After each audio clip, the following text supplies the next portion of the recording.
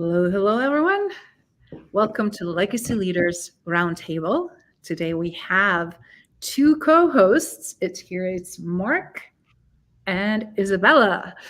We are definitely setting you up for amazing conversation. We'll be discussing a very hot topic: how you can share your spare, save your life, and leave a priceless legacy. We have amazing two guests that are joining us. We have here in studio Crissy, and we also have a Randy. Two amazing human beings, great Olympians with amazing sports as well as life stories. Welcome, Crissy and Randy. Thank you. Great to have you with us.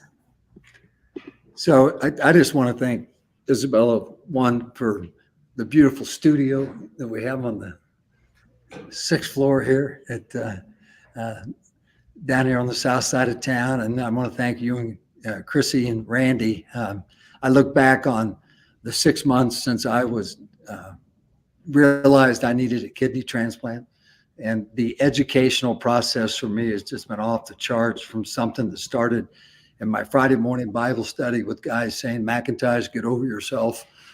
Given your communication skills and social media following, go find 5,000 live organs donors." And then realizing that there's only like 6,000 live organ donations every year in the United States. Like I didn't know that, but what the heck?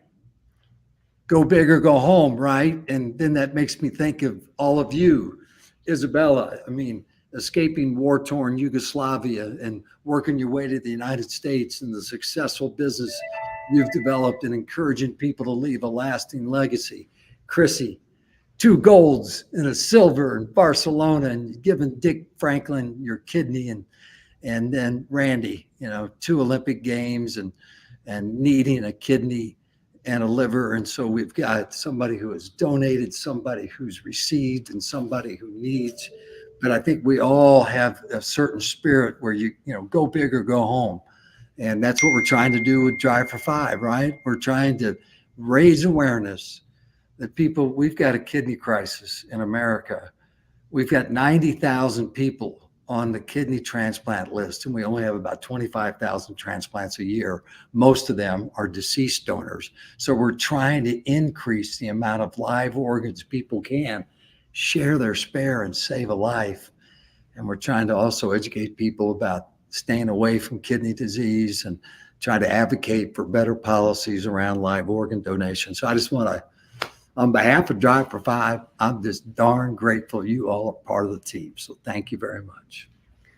Thank you so much, Mark, again. And for everyone that is watching and listening, that is joining, we have a comment from Renee. He's loving us all, and thank you so much for being here with us. Also wanted to share that I'll watch those for you. That we have opportunity also to I feel like engage. Regis Philbin sitting with or Ed McMahon sitting with Johnny Carson or something like that.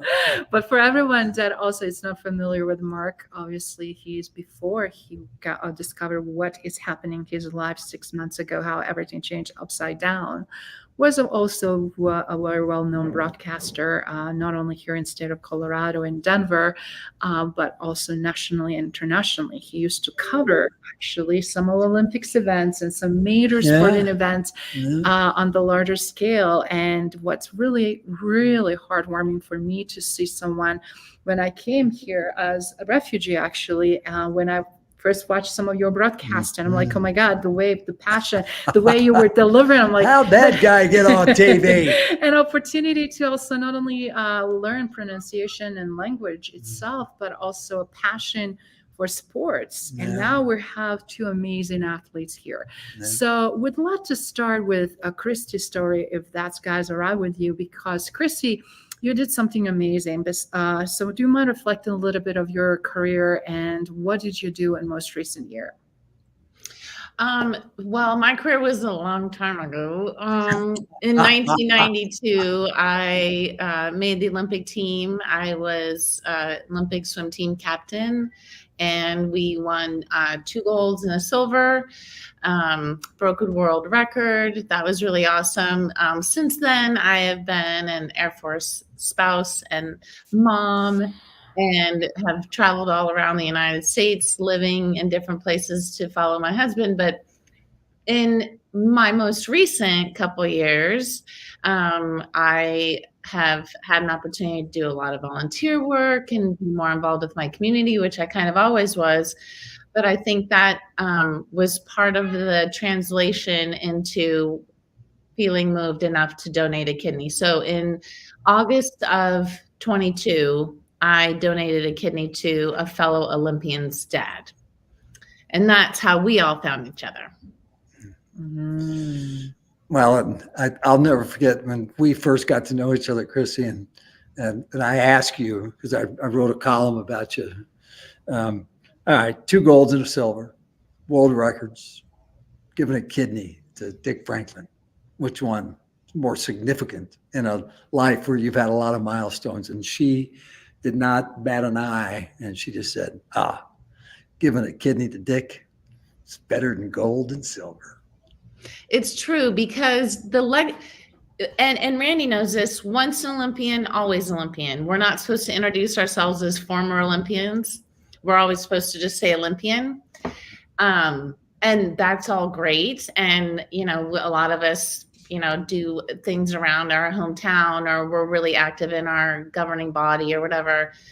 And our legacy is being a part of that family. And that's fantastic. And I do love that. And I obviously would never, like, a lot of the reasons that I've had wonderful opportunity in my life is because I was a fast swimmer. So I'm obviously thankful for that.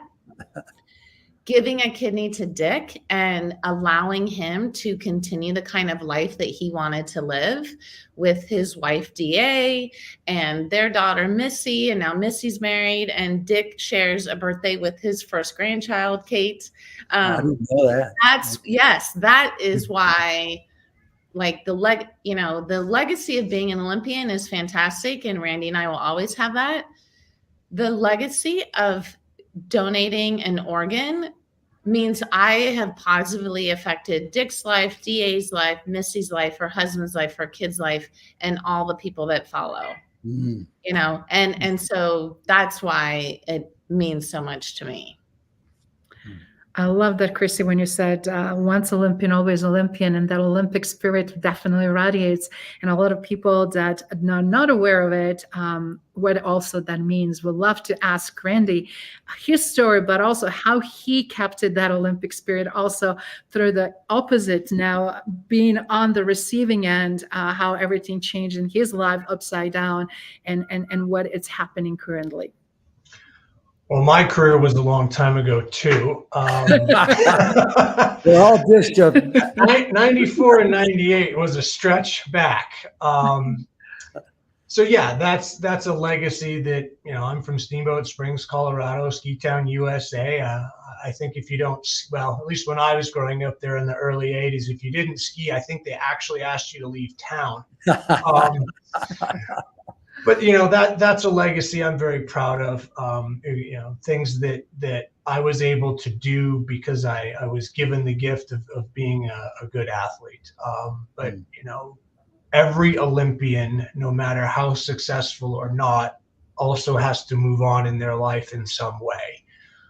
So I moved to Denver, started a family, started a business.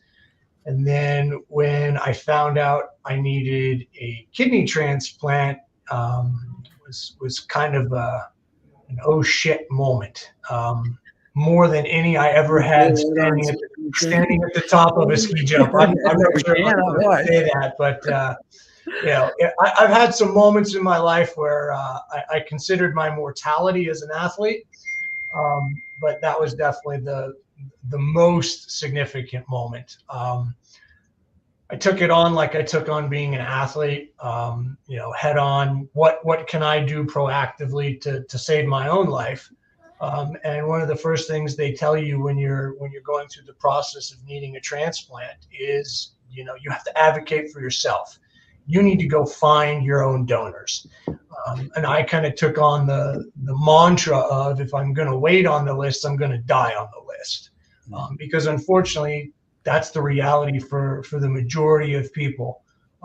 You have to advocate for yourself. I then found out through the testing process of my kidney evaluation that my kidney failure had hurt my liver. And not only did I need a kidney, I needed a liver. And they won't give you one and then the other. It has to be done at the same time. So my motivation was twice what it used to be to find donors. Fortunately, my older brother was a candidate and approved to be a kidney donor. And the wife of my son's high school wrestling team from Columbine High School here in Colorado was a match to be a liver donor. And even she at the time didn't realize that she could donate the majority of her liver, 60%, and live. So it was fascinating to see someone who was willing to give a kidney learn that they can be a liver donor. So both of my donors are alive and well, hang out with them all the time. That's a really special thing. I think Crissy can relate. Getting to spend time with the person whose life you saved is such an awesome thing. So I got both my kidneys in February of 2022, and it took about a year to recover. About a little over 2 years removed from double organ transplant surgery. I'm thriving. I feel better than I have in easily a decade. You look good too. Oh, thanks. But the driving force in my life became finding a way to give back. The blessing of being a double organ transplant recipient, it changed me, changed my life, changed my family's life, and I just couldn't live not being an advocate. I just had to give back. And then when I got hooked up with Mark, I was fortunate enough to have met Crissy last fall when they were honoring her donation to Dick with the American Transplant Foundation. And it just, I have a regular job, but I feel like my drive and my calling in life is to do everything I can to support and raise awareness for life organ donation. And I think that's really what, and again, I'm the rookie here. I didn't know hardly anything about live organ donation and kidney disease until it hit me 6 months ago. But the education part, and that's what Drive for Five is really all about, is just there's a lot of people out there that don't realize they can share their spare in terms of their kidney, a lobe of liver, some bone marrow, and transform people's lives. And that's what we certainly hope through our communication to people, is that we'll go, whoa, we'll just kind of wake some people up to realize, all right, I'm in a position in life where I'm fit. I don't have a lot of responsibilities. It might be I'm past child rearing years. Like I know that was part of Crissy's determining factor. And I want to get back with significance. So why not share your spare? Because again, the needle is not moved in 20 years. It's about 6,000 people share their spare as a live organ donor a year. It hasn't moved in 20 years. And there's a whole lot of people working hard to try to change that. But I think we need to come together and do a better job of educating people to the fact that there's 90,000 people out there like me that we're hurting. Kidney disease is no fun. So, again, I think it's all about education, because I think a lot of people just don't know.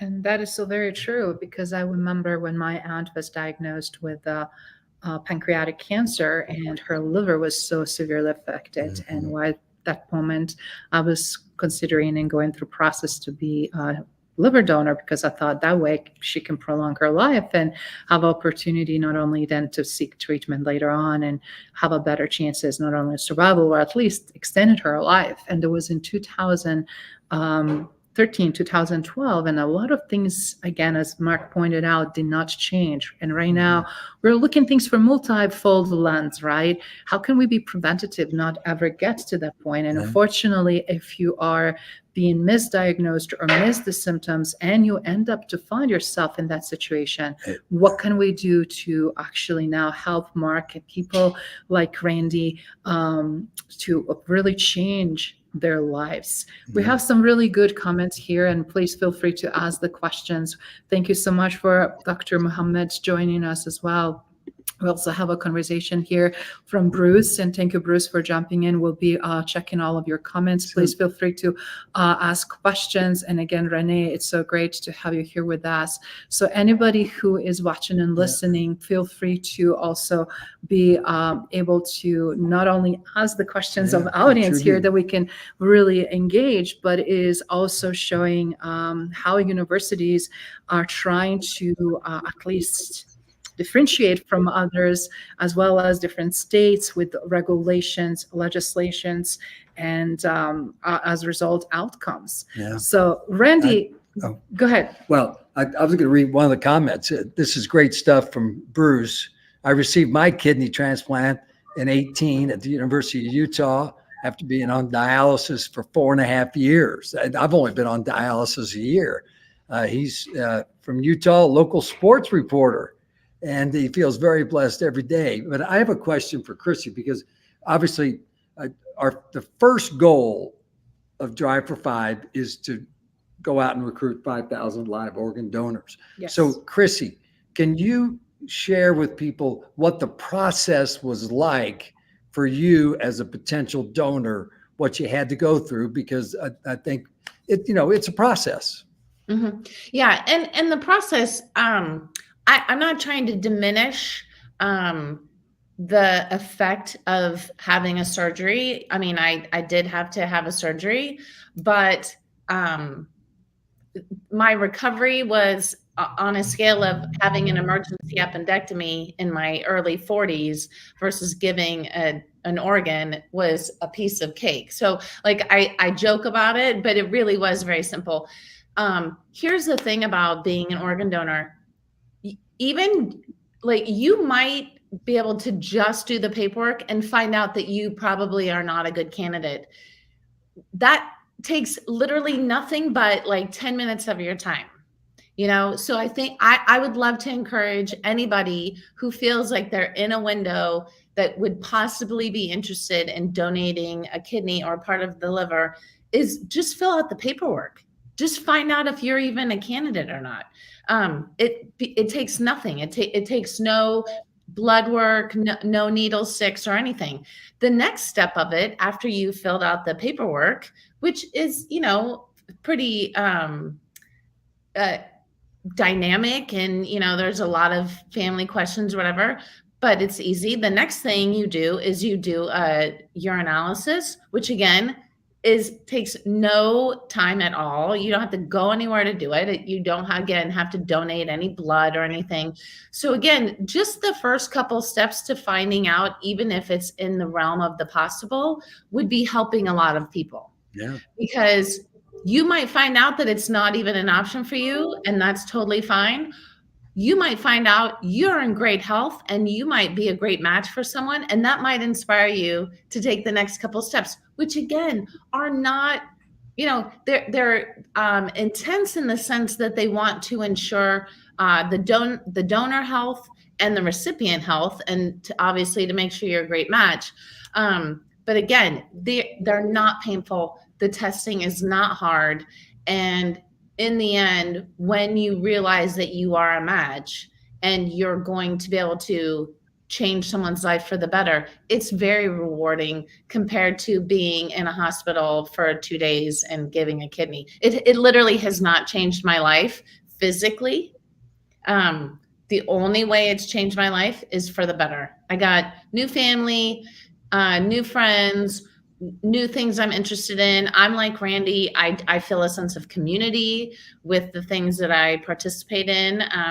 There have been a ton of studies done that our generation and the generations behind us are really motivated to have jobs that allow for advocacy and that have an emotional connection to us.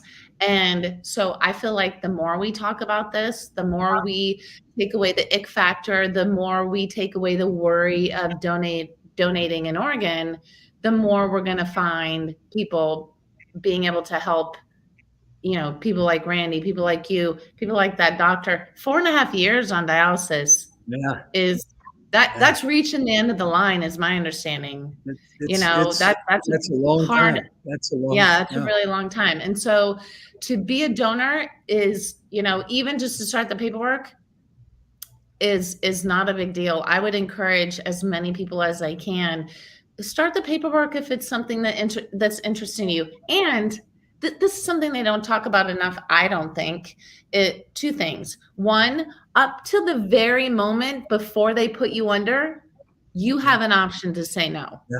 Yep. If you're really worried and you're just like, oh my God, I think I want a little bit more counseling, or I want to talk about this a little bit more, you are not required, even when you're a match, you are not required to give a kidney.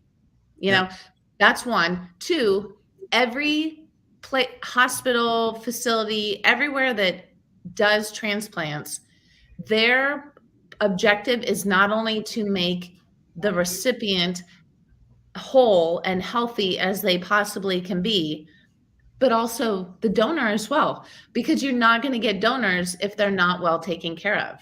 Yep. Which is why you have to go through some stringent testing.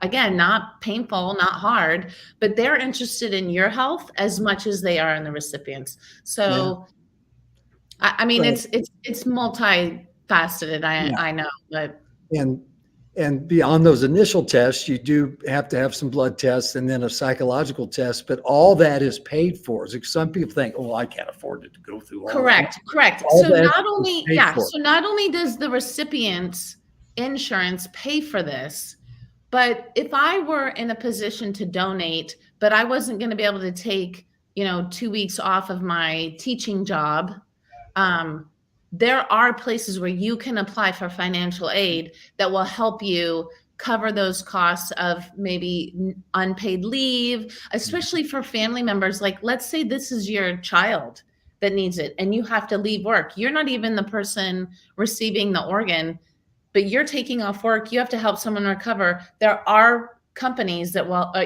foundations that will help you in your time of need, not only to be the recipient and the donor, which is, that's all paid for by the insurance company, but there are organizations that will help you as a family. Yeah. And American Transplant, we talked about them earlier, the National Kidney Registry. We'll give people information about all that, but there's resources out there for people that want to share their spirit. Yeah.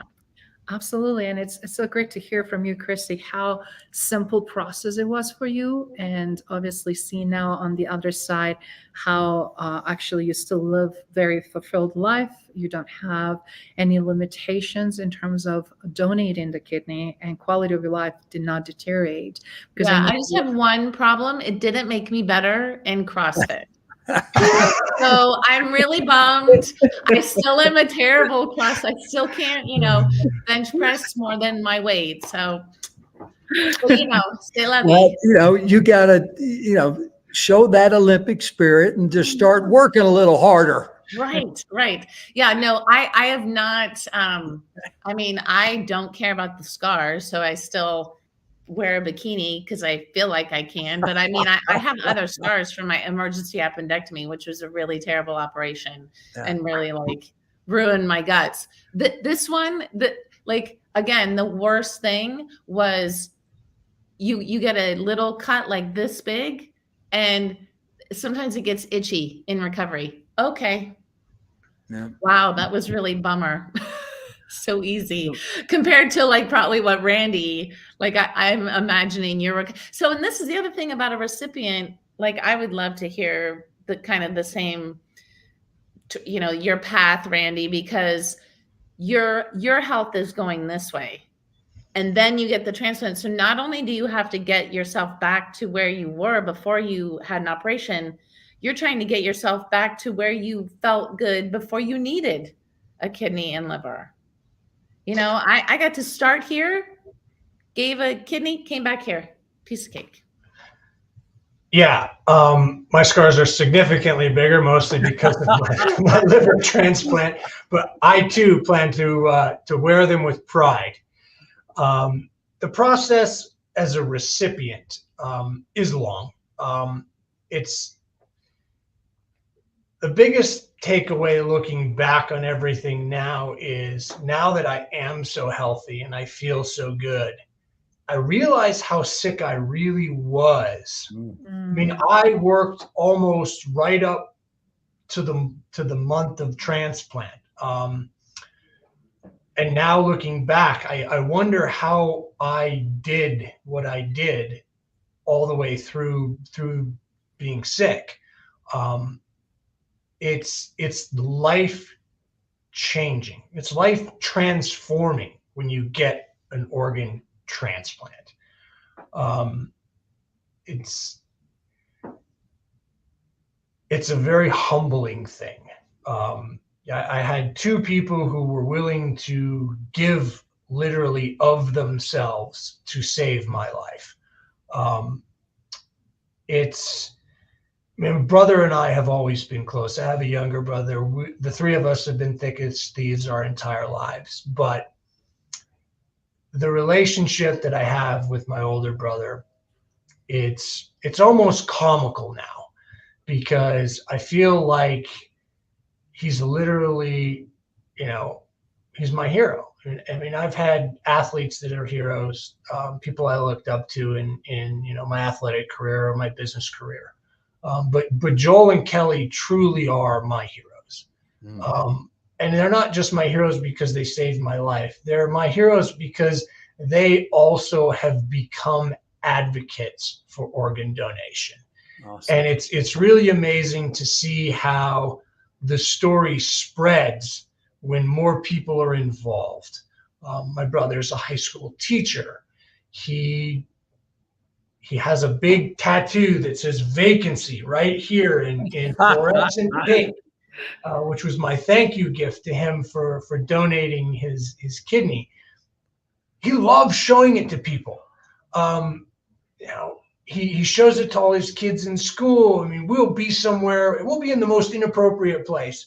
We'll be at dinner with a bunch of people in a nice restaurant, and my brother is there, holding his shirt up, like talking about, isn't this cool tattoo I got because I gave my brother a kidney.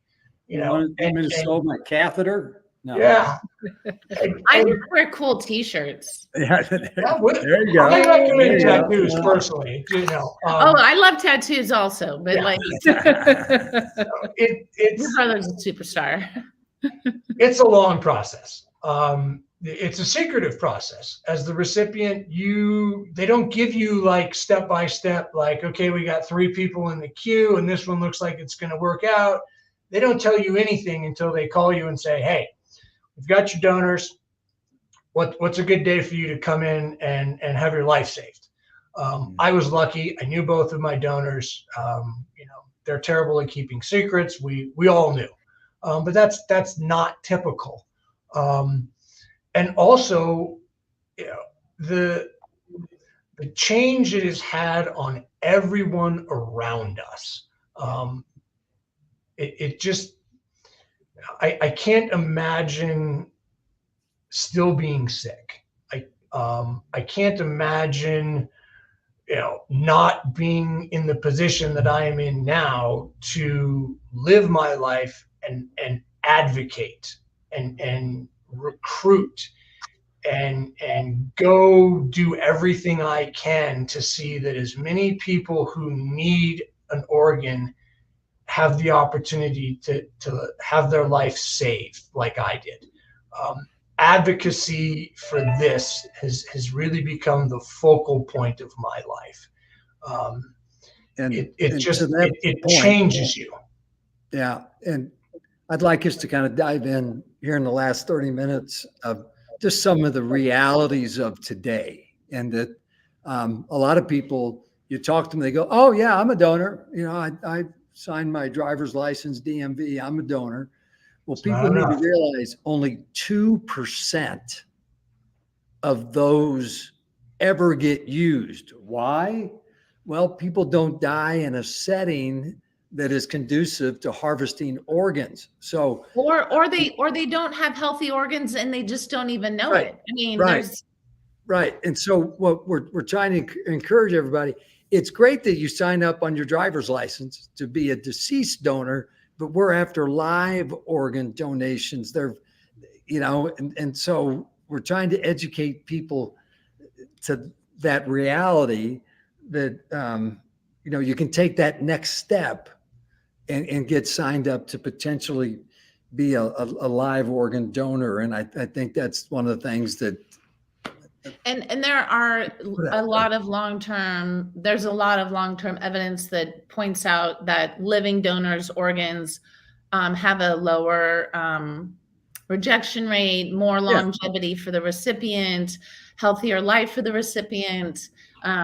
No really negative. I mean, every surgery again has opportunity for something bad to happen, but those like when people in like the good spirit of their heart say that, I don't want to dismiss that, because those things do matter. And even just yesterday, I got reacquainted with a friend of mine from kind of a friend of a friend from college.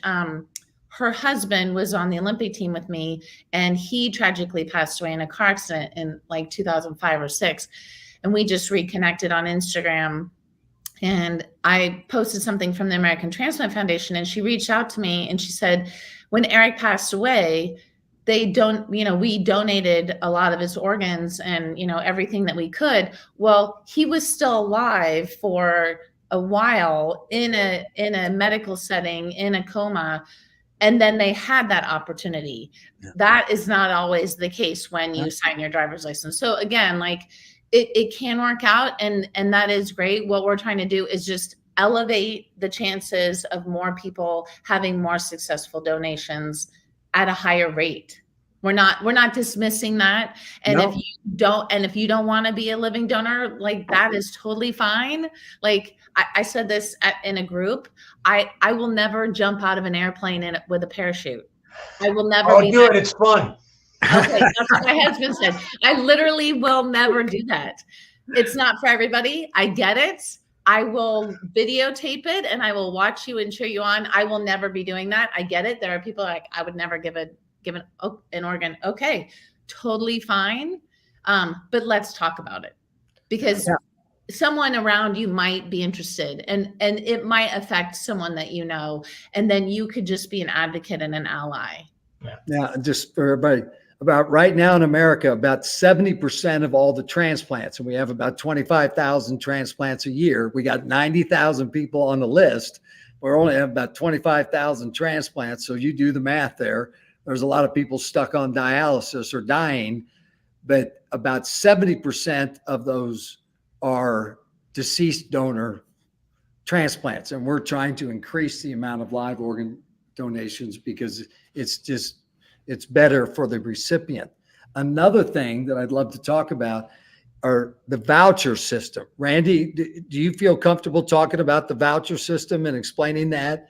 If not, I will, or Crissy or Izabela. Yeah, one quick last thought on deceased organ donation. I have that conversation with people a lot. I just tell them, why wait? If you want to be an organ donor, you can do it right now. Yeah. Plus, you get to hang out with the person whose life you saved, and Crissy can speak to how awesome that is. Yeah. So, again, a lot of people just don't know. You don't have to wait. Plus, you get $1 million checkup, and getting $1 million checkup on somebody else's nickel, especially with the way health insurance is these days. Why wouldn't you do that? Yeah. Voucher system is cool. Say it was an excellent match, but not for me. They can do cross pairing, where my donor could be matched with somebody else who has a donor. There's lots of ways to, take someone who's willing to be a donor, and if they're not perfect for you, they will cross match. The voucher system, I don't know exactly how that works, because I was able to find my own. But the goal of every transplant center is to find an organ for all of the people who are in there waiting. And there's a variety of different ways to do that. Mark, you're significantly more familiar with the voucher system than I was. So I'll educate people real quick. Let's say that Izabela wants to give me a kidney, just like Crissy gave Dick a kidney, but we're not a match. But you're still willing to kind of donate your kidney, share your spare for somebody that is a match for you. That would give, if she designated me, I'd get a voucher that moves me to the top of the list for a good match for me. So you donating into the bank, so to speak, for somebody that you're saving somebody's life is going to save my life. And so that's kind of how the voucher system works. Or if Izabela just, you didn't have anybody in particular you wanted to designate, but you just understand that we've got a kidney crisis. We've got 90,000 people on the list. We need more people to share their spare. You donate, you get the voucher that you can name up to 5 family members that if down the road they need help, they've got like a life insurance policy from Izabela to save their life. So that's kind of how the voucher system works. Because I run into a lot of people that go, oh, well, what's your blood type? That's the first thing they ask. What's your blood type? I go, it doesn't matter what my blood type is. If you're willing to share your spare, I get the voucher. It moves me to the top of the list. If you don't want to name me. Also, blood type for a lot of donations anymore is not the negating factor. Yeah. So Tiffany Osdemore, a really good friend of mine, who is also an Air Force, retired Air Force spouse, her husband needed a kidney. They had just had their first grandbaby. Their daughter was having their second grandchild. She was really worried about giving a kidney and then having them both be like in marginal health, you know, at this really amazing time of their life. And so she did a lot of research. In the end, she realized not only am I going to be totally fine donating, like this is going to be healthy for my husband as well. But originally the first step was she was just going to donate just to bump her husband up. Mm-hmm. Because she wasn't sure that they were going to be a good match. And they have a lot of functions to manage that kind of situation. Like if you're a match minus one little thing that they can fix, whatever. Again, I am not a scientist and I did not stay at a Holiday Inn last night, so I won't speak to that. But yeah, the voucher system or being able to donate in someone's name or be an anonymous donor, which is going to help someone else down the line. Like, again, I wasn't even the first person in line that was a match for Dick. It's my understanding I was second or third. Mm-hmm. And when they said, hey, he might have a couple matches ahead of you, because I kind of rolled the process. I didn't understand the urgency as someone who needed one. Like I was like, oh yeah, and I'll do that when I get back from vacation, you know? So again, my learning curve. But when I heard from Porter, and they're like, hey, you know, you're probably not going to be the person that donates to Dick. Do you want to do it anyway? I was like, yeah, like I've already gone through all these hoops. And I know, again, like you said, Randy, every single test, like mammogram, colonoscopy, like what does that have to do with my kidney? Dude, I am like clean as whistle. So why wouldn't I just continue with the process? And eventually maybe it would help someone in my family, but that would be neither here nor there. So there are a lot of factors that go into how you choose. And if that's something that motivates you, because you know that that's going to help someone in your family down the line or whatever, great. I am not measuring the value of your kidney based on why you do it. No. I just want more people to consider it and change lives. So if it's something that you're doing because you think it's going to benefit your child later, okay, awesome. Yeah. Awesome. Because we're still saving lives. We're still making a difference. And that is really so important. And Crissy, and to your point, and Randy, what you mentioned earlier, sometimes we also don't know what's going on with us as a potential donors. You were obviously validating how healthy you are and how not only you were a great candidate, but you can continue having healthy quality of life.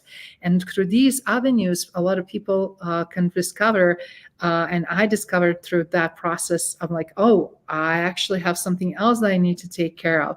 If I did not go through that detailed process, I might not actually detect something and might be too late. And as a result, completely change trajectory of my life.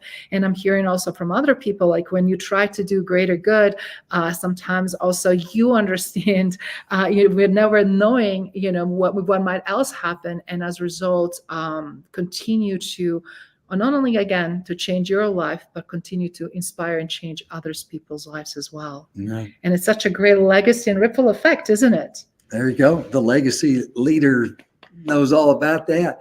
And another thing that Drive for Five is trying to do as we continue to evolve is the network is trying to educate people about kidney disease, because we have this growing kidney crisis in large part because of high blood pressure, diabetes, obesity, and fatty liver disease. Obesity, diabetes and blood pressure, first and foremost, kills kidneys. It kills kidneys. So please, everybody out there, watch your blood pressure, stay away from type 2 diabetes, watch your weight.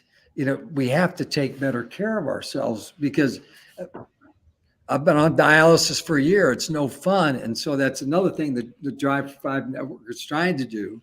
Yes. And everybody on this call has always been dedicated to physical fitness, but we've got to alert people that, hey, if you don't take care of yourself, you're just asking for trouble down the road. And it's in particular to our Black and brown brethren and sisters out there, it unfortunately is hitting, especially the Black community. The Black community is 3 times more likely than the white community to have kidney failure. And there's a lot of factors into that, but we're just trying to get the word out. Yes. And that's why we're doing this live, and we'll continue to do this series in months and months to come, because we also will be bringing different guests and topics, all related, how we can, again, make a change. How can we make a policy change? How can we also make awareness change? And how we can also simplify and have a guests like you, Crissy and Randy, who are already been there and done that and can speak from experience. Yeah. You mentioned the policy. We're Drive for Five. We're getting involved there. We're involved with at the state level trying to get some policies changed that would offer tax credits and workplace protection. So there's really 3 things that Drive for Five is all about. Try to recruit healthy folks to share your spare, keep 5,000 people from falling into kidney disease, because it's no fun, and then legislate for better policies that will encourage more people, especially people of moderate to low income, to share their spare for a loved one, a friend, or a complete stranger, as many people will do. And as a result, one of the things that I think that needs to be done, and Drive for Five is doing it, and everyone who's a part of this, educational quest that we're on, is organ donation needs to be a topic of conversation that people have, I believe, especially with your own family. I think I wouldn't say that it's known enough what you can do from an organ donation standpoint. And I don't think, it's kind of a taboo thing. People don't really like to talk about, what if I need a kidney or a bone marrow transplant or a liver transplant, heart, lung, all of those things. And it's like anything, you have to have these conversations with your family, your friends, and your loved ones. And by having the conversation, it enters the consciousness of society as a whole. And the legislative efforts that we're a part of, I'm really glad to see that, because one of the first things I asked when I started, being well enough to be an advocate is I said, well, a good friend of mine has been fortunate enough to get 2 bone marrow transplants. He has had cancer twice. He has been fortunate enough to both times, get a match and have his life saved. And I was always aware of the conversation around bone marrow transplant. It seems that it's much more common. People are aware that if you have leukemia, you can get a bone marrow transplant, it will save your life. And when we were going through the efforts to try to find him a donor, a decade and change ago, Be the Match is this nationwide, if not international level organization that catalogs willing donors, catalogs, recipients who need. And I was stunned to find out that for organ donation, there isn't some sort of mirror image of that. There's no real public policy around, any sort of benefit beyond the other, the recipient's, insurance covers your whole cost. There's no real nationwide or international effort to organize, catalog, prioritize, educate people about organ donation. And bringing it around the dinner table and having a conversation and putting it in the public domain and bringing it to everyone's attention is so important. It's scary to be on the other end of the table that Mark is on and I was on, where you are told you need this or you're going to die. And if you haven't had any conversation with your family, your friends, your loved ones before you get to that point, it's really scary to try to figure out how to get your brain around what's going on and then initiate that conversation. Having it early and often, takes the darkness away. It helps everyone around you deal with the situation better. And the amazing thing of saving someone's life.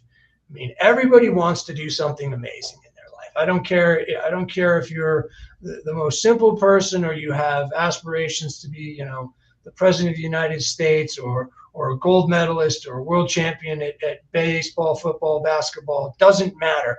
Everyone deep down somewhere has a desire to do something amazing in their life. This is that opportunity, and it is available to everyone. And the lives you will change, including your own, will be worth every moment of time you spend having the conversation, getting involved, or actually being a donor.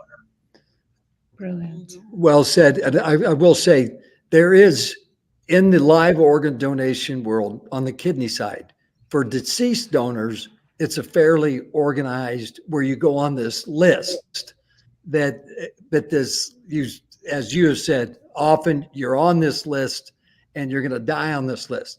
The live organ side of kidney donations is, there's a lot of people playing in this space. As you said, you got to be your biggest advocate. And so Drive for Five, we're pushing for more kind of teamwork and organization on the live organ side of things to make it less laborious for those waiting and those who would like to help.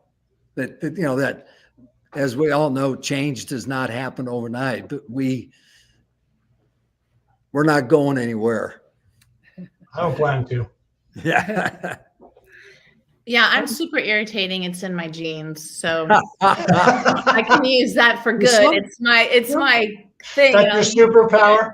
Some people kind of find you adorable. I don't know. Those are the people that don't. Charlie does, obviously. I mean, no, I feel like any trait that you have, and this can be if you want to be a newscaster, if you want to be Olympian, like Randy said. What are some of the traits that made me really great? I'm very competitive. And even as it's waned in a certain sense, as I've gotten into my 40s and 50s, that same trait, which made me successful as a swimmer, could absolutely hinder a relationship that I had with my spouse. So you can have these traits that make you really successful in one place and not in the other. The idea is to find the way to always use them for good. Amen. So trying to talk about, I'm not here, and I joke about this, like, oh, this isn't my whole personality, but look at my t-shirt. Like, I'm just going to keep talking about it. I have a lot of friends. I have a lot of connections. So if it's irritating or people are tired of hearing about it, I'm really sorry.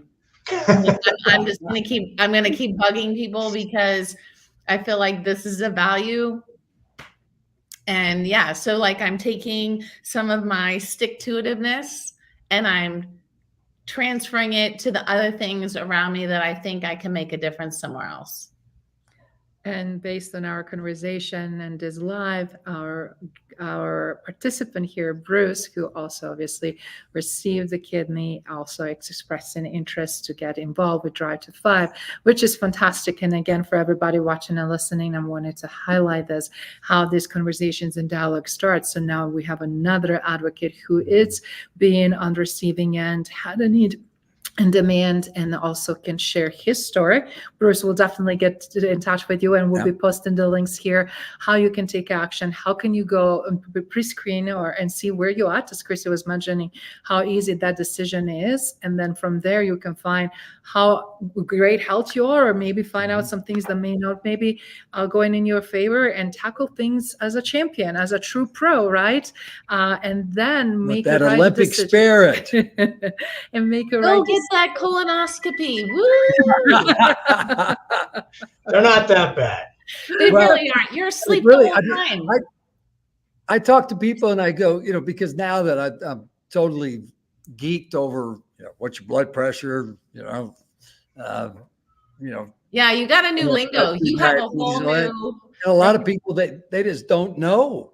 And I go, please, if nothing else, go, get checked to share your spare. You'll find out all this stuff, because you might discover something you did not know you had. You might save your own life. Exactly. True.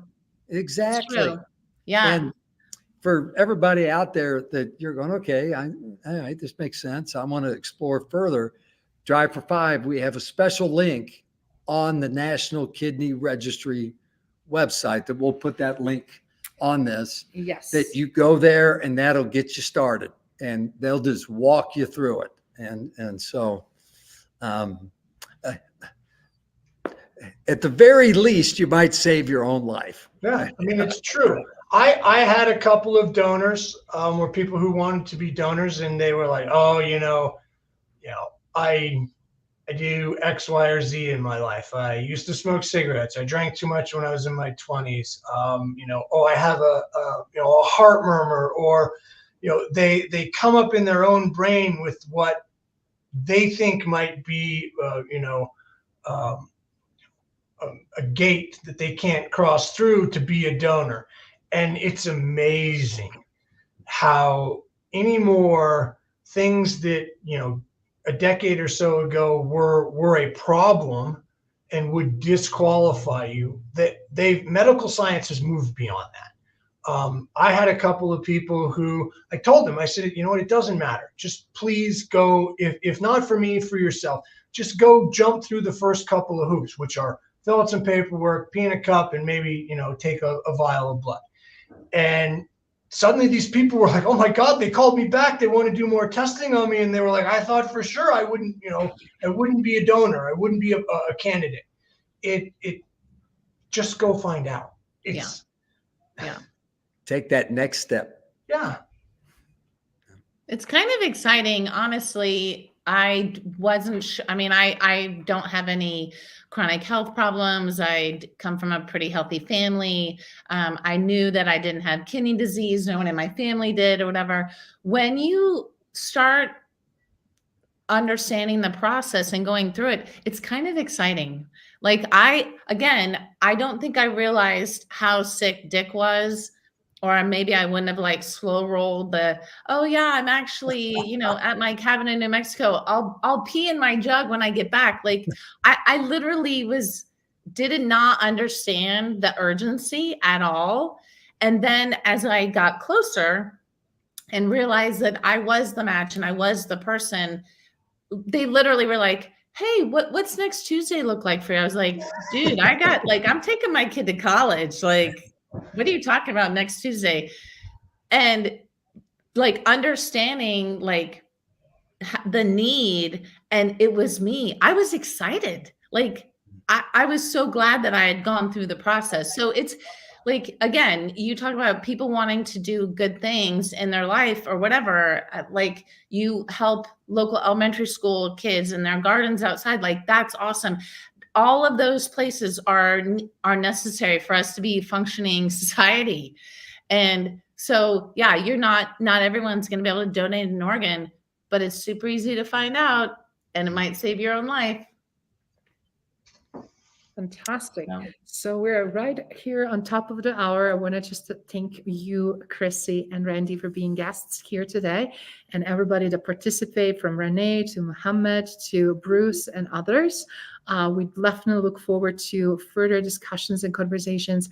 Thank you for unveiling what it takes to be organ donor, live organ donor, and also what it looks like to receive actually and be double organ donor, recipient, I'm sorry, and also what it takes and what it feels to actually be on wait list right now, as Mark is going through that process and urgently needs that help, as well as so many others that we already know. So how about we conclude this conversation for today with something that, again, each one of us can look at in and discover what is our purpose, what is our legacy, and what is the opportunity truly to make tremendous life-changing impact for someone else and their families and their friends, and create this amazing ripple effect that these two outstanding Olympians already did and then continue to do. Ladies first, you got 60 seconds, Crissy Perham. I am just always thankful for reading DA's posts on social media, but I have really been happily shocked and surprised at the way my circle of friends has grown because I gave a kidney. So I love that I got to meet Randy. I love that we are work with an organization like American Transplant Foundation. You knew Dick. You reach out to Dick. We became friends. Now I'm friends with Izabela. Like that is to me the human the effect. That is we need each other. So I did this one little thing and I've gotten this much because of it. So I'm super thankful. Thank you. This saved my life. It's given me years with my son and my family that I would otherwise not have, and I am eternally grateful for that. And as a result, I too have had this family that I have come to love and embrace. I used to watch Mark on TV. The number of people that I have When he was a handsome young dude. And I mean, I'm still disappointed you didn't cover ski jumping as much as I thought you should have. The life change that happened for me outside of physical and saving my life, the friends, the family, the foundations I work with, the advocacy that I am allowed to do now, is the benefit I didn't see coming. Mm-hmm. For me, I've got something inside of me, amyloidosis, that was trying to kill me. We got that under control, but it did kill my kidneys. But I believe, and this all kind of goes back to my Friday morning Bible study, and those guys said, go find 5,000.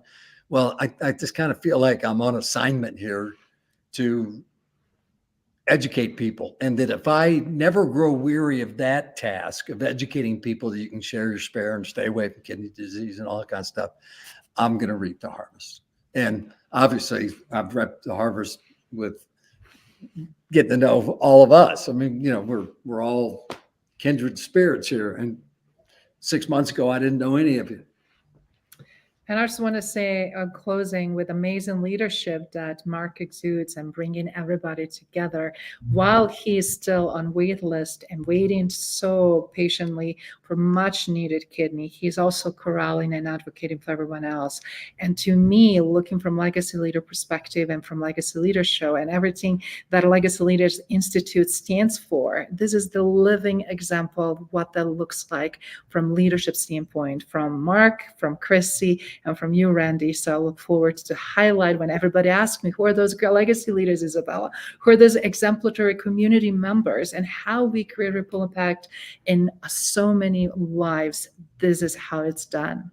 So thank you so much for all of you being here with us today, and we look forward to continuous dialogue. Thank you all. Thank you.